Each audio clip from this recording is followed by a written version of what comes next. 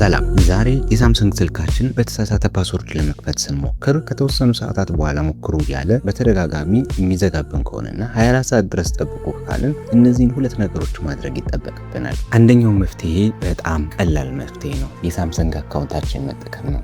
የሳምሰንግ አካውንት ካለን እነዚህንና ሌሎች የተለያዩ ችግሮች ሲኖሩብን በቀላሉ የሳምሰንግ አካውንታችን ውስጥ ገብተን ስልካችንን በመምረጥ ስልኩን አንሎክ ማድረግና ስልካችን ቢጠፋም የት እንዳለ ማወቅ የምንችልበት መንገድ ነው። ስለዚህ የሳምሰንግ አካውንት ካለን ይህንን ችግር በቀላሉ ፈታ ነው ማለት ነው።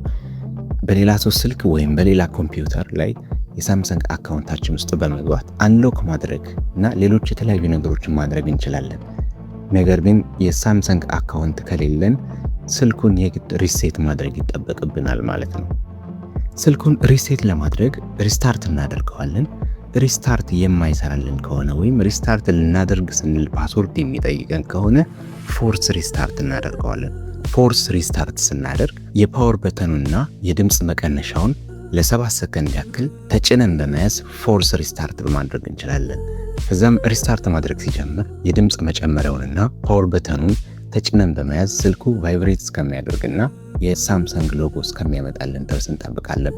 ከዚህ በኋላ ስልኩ የሪሴት አማራጭ ካመጣልን በኋላ ፋክተሪ ሪሴት የሚለውን በመምረጥ ስልኩን እንደ አዲስ ፎርማት ሴታፕ በመሙላት ልንከፍተው እንችላለን ማለት ነው። ስልኩን ሪሴት ስናደርግ የስልካችን ሙሉ መረጃና የተለያዩ ነገሮች ሊጠፉብን ይችላሉ። ስለዚህ ከተቻለ አንደኛውን አማራጭና የሳምሰንግ አካውንት ቢኖረን ጥሩ ነው። ነገር ግን እነዚህ ያልታወቁና ራንደም የሆኑ የስልክ ኮዶች የማይሰሩና ሌላ ችግሮች ሊያስከትሉብን ስለምንችል መጠንቀቅ ተገቢ ነው። ኮሜንት ሴክሽን ላይ ጥያቄዎች ካሏችሁ እንዲሁም አስተያየት ካሏችሁ አስቀምጡልኝ።